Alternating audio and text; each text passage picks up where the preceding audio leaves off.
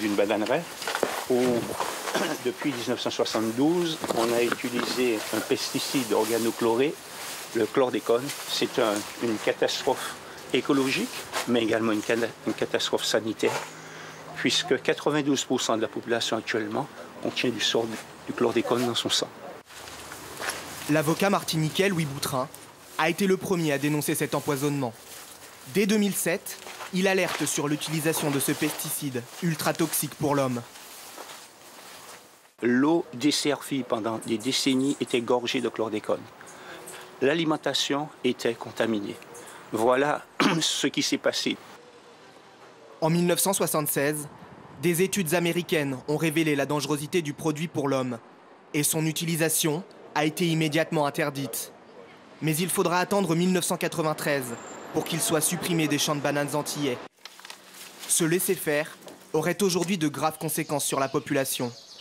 Selon une étude de l'Institut national pour la santé, ces années d'exposition ont provoqué de nombreux cancers de la prostate. Ce type de cancer atteint même un taux record en Martinique. Avant, j'étais agriculteur à l'habitation Casa Polo. Et mon cancer s'est manifesté à partir du taux de chlordécone que j'ai dans le sang. Comme François Vaillant, les principales victimes seraient les 10 000 ouvriers agricoles qui ont travaillé avec ce produit dans les bananeraies et sans aucune protection.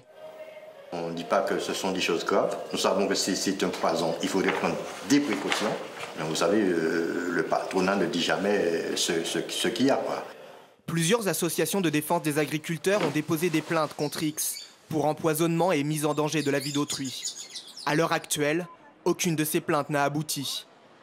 Josiane Jospelage fait partie de ceux qui n'entendent pas baisser les bras. Dans cette maternité, elle n'a que trop vu les effets du chlordécone. J'y ai travaillé 7 ans. J'étais pédiatre en maternité. Et là, nous avons vu beaucoup de prématurés. Il y avait beaucoup de naissances prématurées. En 2010, elle parvient à obtenir une étude scientifique prouvant le lien entre la contamination aux pesticides et les naissances avant terme. Mais depuis, rien n'a changé. Bien sûr, nous avons des études, mais quand il faut passer de la connaissance théorique à la mise en place de prise en charge concrète, là, on se heurte à une barrière de déni. Pour le moment, le gouvernement n'assure pas la prise en charge des femmes enceintes contaminées au chlordécone. Pourtant, le pesticide a infiltré une grande partie des aliments des Martiniquais, dont les produits de la mer. 33% des côtes martiniquaises ont été interdites à la pêche à cause de la pollution au chlordécone, avec de graves conséquences sociales sur la communauté des pêcheurs martiniquais. C'est toute cette zone-là qui est interdite de pêche.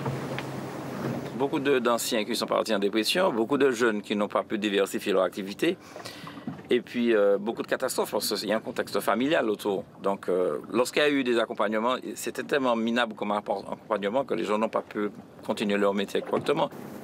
Le plan Chlordécone 3, lancé par le gouvernement en 2014, était censé aider les pêcheurs à diversifier leur activité.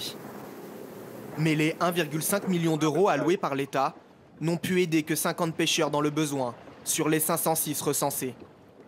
Il faut que les gens sachent que chaque fois qu'ils mangent une banane en France, partout où vous mangez une banane, la banane, elle tue. Elle a tué en Martinique, la banane. On est toujours sur le dictat de la banane en Martinique.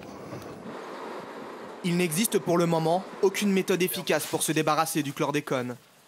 Malgré une terre contaminée, Abdoul Djiré continue à cultiver des fruits sur son exploitation. Il fait partie d'une nouvelle expérimentation, le label Zéro Chlordécone, mis en place par le Parc naturel régional de Martinique. Le principe, cultiver des produits qui ne poussent qu'en hauteur, car le chlordécone ne remonte pas dans les arbres. Les plantes que je cultive n'ont pas de chlordécone, parce que ça a été attesté par des analyses qui ont été faites par 2-3 laboratoires différents. On peut se reprendre en main. Et moi, c'est mon souhait le plus ardent aujourd'hui, pour assurer aux générations futures une sérénité au niveau de leur santé. La visite d'Emmanuel Macron en septembre a redonné espoir aux agriculteurs. Pour la première fois, un président français a reconnu l'empoisonnement au chlordécone. Un rapport doit être rendu en 2019 pour comprendre l'ampleur de cette contamination. Si aucune solution viable n'est trouvée, La terre martiniquaise restera souillée par ce produit pendant plusieurs siècles.